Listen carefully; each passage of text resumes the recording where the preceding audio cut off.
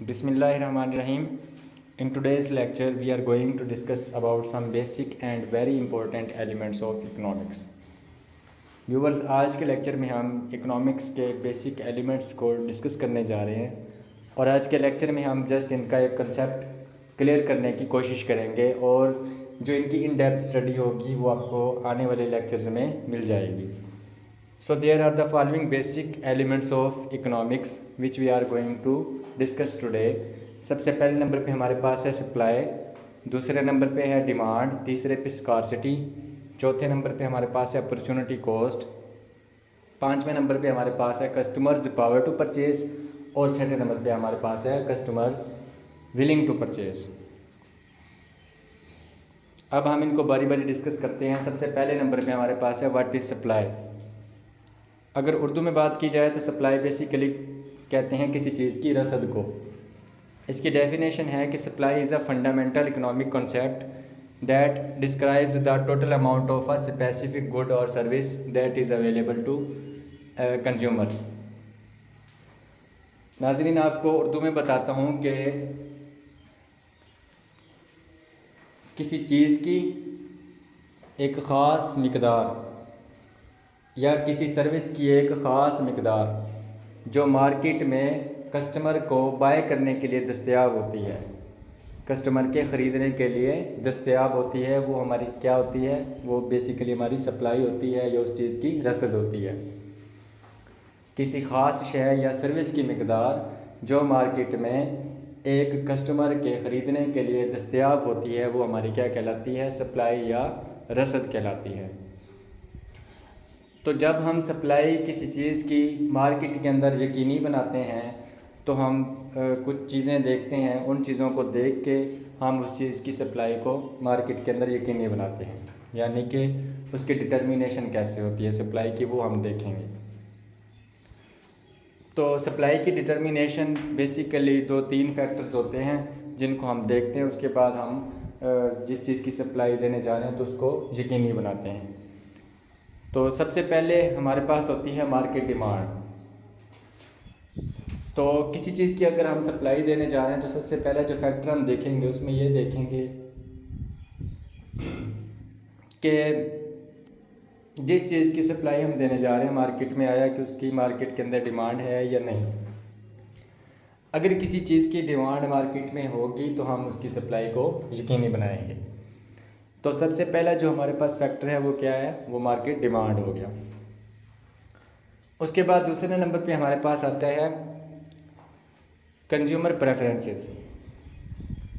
Consumer preferences में basically consumer की desire आ जाती है, कंज्यूमर की पावर टू परचेज़ यानी कि उसकी कुव्वत ख़रीद आ जाती है और उसकी कंज्यूमर की नीड आ जाती है. तो बेसिकली दूसरे नंबर पे हम क्या देखेंगे कि उसके अंदर कंज्यूमर की प्रेफरेंसेस को देखेंगे. जिस चीज़ की सप्लाई हमने देनी है उसके अंदर हमने देखना है कि कंज्यूमर उस चीज़ को बाय करने के लिए विलिंग भी है या नहीं है, या उसकी क़ुव्वत ख़रीद इतनी है कि वो उस चीज़ को बाय कर सकता है या वो उसकी ज़रूरत है या नहीं है.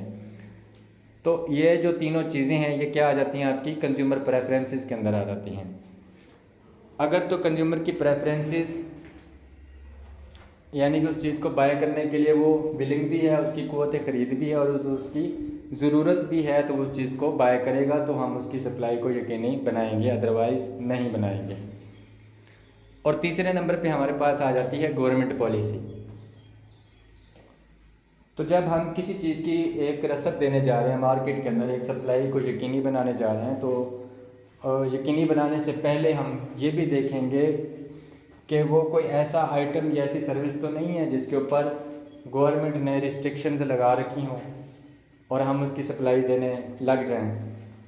तो जब हम ऐसी चीज़ सप्लाई करेंगे जो कि गवर्नमेंट की पॉलिसी के अंदर आती नहीं है या उसके ऊपर रिस्ट्रिक्शंस लगी हुई हैं तो उससे क्या होगा कि हमारी आगे डिमांड ही नहीं होगी. तो जिस चीज़ की डिमांड ही ना हो या उसके ऊपर गवर्नमेंट की पॉलिसी के अंदर उसके ऊपर जो रिस्ट्रिक्शंस इम्पोज की गई हों गवर्नमेंट की, तो ऐसी चीज़ की सप्लाई देने का कोई फ़ायदा नहीं है. अब इसके बाद हमारे पास आ जाता है उसका फार्मूला. तो फार्मूला इसका क्या है कि quantity of supply is equal to X plus Y P. X इसके अंदर हमारे पास क्या होता है, वो होता है क्वांटिटी ऑफ यूनिट्स, वाई हमारे पास होता है level of activity in the market, और पी हमारे पास होती है प्राइस ऑफ ईच यूनिट। दूसरे नंबर पे हमारे पास है व्हाट इज़ डिमांड। इसकी डेफिनेशन है कि demand basically refers to the desire of the customer to buy the products. ये बेसिकली एक कंज्यूमर की एक डिज़ायर होती है या उसकी नीड होती है, जो कि हमारी एक डिमांड बन जाती है। डिमांड कहते हैं बेसिकली तलब को, किसी चीज़ की तलब। तो कंज्यूमर की नीड या उसकी डिज़ायर किसी चीज़ को बाय करने की, वो उसकी क्या बन जाती है, डिमांड बन जाती है। The increase and decrease in demand depends upon the desire and the power to purchase of the consumer.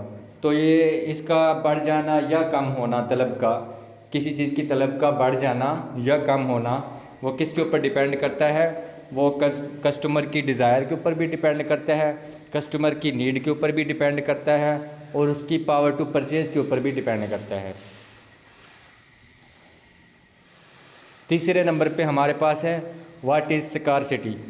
Scarcity अगर उर्दू में आपको मैं समझाऊं तो स्कार्सिटी का मतलब बेसिकली होता है किसी चीज़ की किल्लत हो जाना। सो डेफिनेशन इसकी है कि scarcity is an economics concept rooted in one of the most basic facts of life. We live in a world of limited resources that requires choices about how they are allocated. So scarcity हमारे natural resources के अंदर भी हो सकती है, और जिस चीज़ की हम सप्लाई दे रहे हैं तो उसके अंदर भी स्कार्सिटी हो सकती है।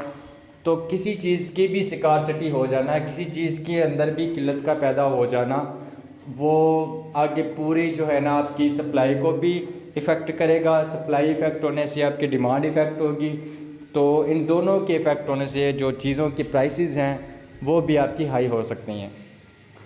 फ़र्ज़ किया एक चीज़ की डिमांड है, उसकी डिमांड ज़्यादा है, अगर पीछे से उसकी स्कार्सिटी कम होती है तो स्कार्सिटी होती है, तो स्कार्सिटी होने से क्या होता है कि उसकी सप्लाई भी कम हो जाती है। जब हमारे पास स्कार्सिटी होगी तो हम सप्लाई कहाँ से दे सकेंगे। जब हमारी सप्लाई कम होगी तो उससे हमारी जो डिमांड है वो पूरी नहीं होगी। तो डिमांड ज़्यादा होने से, सप्लाई कम होने से या स्कार्सिटी होने से क्या होता है कि चीज़ों की प्राइसेस हाई हो जाती हैं। चौथे नंबर पे है अपॉर्चुनिटी कॉस्ट। इसकी डेफिनेशन है कि opportunity cost represent the potential benefits that an individual investor or business misses out on when choosing one alternative over another. तो अपॉर्चुनिटी कॉस्ट मैं आपको एक एग्जांपल से समझाता हूँ कि ये वो कॉस्ट होती है जो आपको एक अपॉर्चुनिटी के ऊपर अदा करनी पड़ती है। फॉर एग्ज़ाम्पल, आप कोई बिज़नेस स्टार्ट करना चाहते हैं, आपके पास फाइनेंस अवेलेबल नहीं है, तो आप फाइनेंस अवेल करने के लिए बैंक के पास जाएंगे। बैंक आपको अपॉर्चुनिटी क्या देगा, आपको वो फाइनेंस प्रोवाइड करेगा। तो फाइनेंस प्रोवाइड करेगा तो उसके ऊपर बैंक क्या करेगा, आपको इंटरेस्ट चार्ज करेगा, यानी कि अपना प्रॉफिट के एक रेशो चार्ज करेगा आपको ख़ास। तो वो इंटरेस्ट या प्रॉफिट की जो रेशो है वो उसका क्या होगा, वो आप उसकी क्या दे रहे हैं, एक कॉस्ट दे रहे हैं। यानी कि लाख रुपए लिए, लाख रुपए का आपने लोन लिया किसी बिज़नेस को स्टार्ट करने के लिए, और उसके ऊपर 10,000 जो है ना आप इंटरेस्ट पे कर रहे हैं, तो टोटल 1,10,000 हो गया। जो 10,000 आप उसके ऊपर इंटरेस्ट पे करने जा रहे हैं, तो वो क्या है, आपकी अपॉर्चुनिटी की कॉस्ट है। यानी कि अपॉर्चुनिटी आपने क्या ली, लाख रुपए का आपको फाइनेंस मिल गया, एक अपॉर्चुनिटी मिल गई आपको, तो उसके ऊपर आप जो 10,000 एक्स्ट्रा बैंक को पे करने जा रहे हैं वो क्या है आपकी, वो आपकी अपॉर्चुनिटी कॉस्ट है। इसी तरीके से अगर दो चीज़ें आपके पास अवेलेबल हैं, यानी कि वो दो चीज़ें एक दूसरे का अल्टरनेटिव हैं, तो अल्टरनेटिव की सूरत में फॉर एग्ज़ाम्पल एक चीज़ आपको 40 रुपये की मिल रही है और एक उससे अच्छी चीज़ बिल्कुल उस जैसी आपको 50 रुपये की मिल रही है, ठीक है। यानी कि दोनों का काम एक ही है, एक चीज़ की क्वालिटी थोड़ी सी डाउन है, दूसरी चीज़ की क्वालिटी थोड़ी सी ज़्यादा है।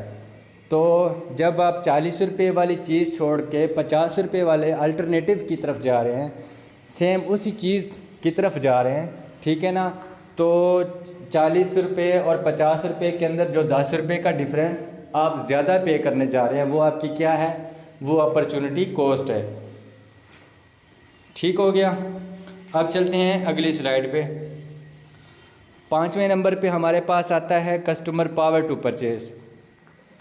Customer power to purchase basically customer के पास एक ख़ास फाइनेंस का होना है। इस पावर टू परचेज़ के अंदर क्या देखते हैं कि आया कि जो चीज़, जिस चीज़ की सप्लाई हम दे रहे हैं, जो चीज़ हमने प्रोडक्ट रखी हुई है, या जो चीज़ हम मार्केट के अंदर लॉन्च करने जा रहे हैं, तो उसकी प्राइस भी हमने देखनी होती है कि हमने इसकी प्राइस कितनी रखनी है, या हमें ये पीछे से कितने की पड़ रही है और आगे हमने इसको कितने में सेल करना है। तो ये जो सारी चीज़ें हम करते हैं, ये क्या करते हैं, हम अपने ज़हन में रखते हैं कि आया कि उसकी जो कस्टमर है वो उसको ख़रीदने की क़ुव्वत भी रखता है कि नहीं, क्या उसकी जेब, कस्टमर की जेब उसको इजाज़त देती है वो चीज़ बाय करने की या नहीं। तो वो बेसिकली क्या होती है, कस्टमर की पावर टू परचेज़ होती है, जो हमारे अंडर कंसिडरेशन होती है during the supply and the demand of the product. So अब आगे चलते हैं। अगले नंबर पे हमारे पास है will to purchase. Will to purchase वो कस्टमर की डिज़ायर होती है, उसकी ख्वाहिश होती है किसी चीज़ को बाय करने की। तो जो चीज़ हमने मार्केट के अंदर प्रोवाइड करनी है, उसमें ये भी देखना है कि आया कि कस्टमर उसको परचेज़ करने का ख्वाहिशमंद भी है या नहीं। तो वो बेसिकली क्या होती है, कस्टमर की विल टू परचेज़ होती है। ये बेसिकली एक साइकोलॉजिकल फैक्टर होता है कस्टमर का, जो उसके माइंड के अंदर एक बना होता है। उसने एक जहन बनाया होता है कि ये चीज़ मैंने बाय करनी है और ये चीज़ मैंने बाय नहीं करनी।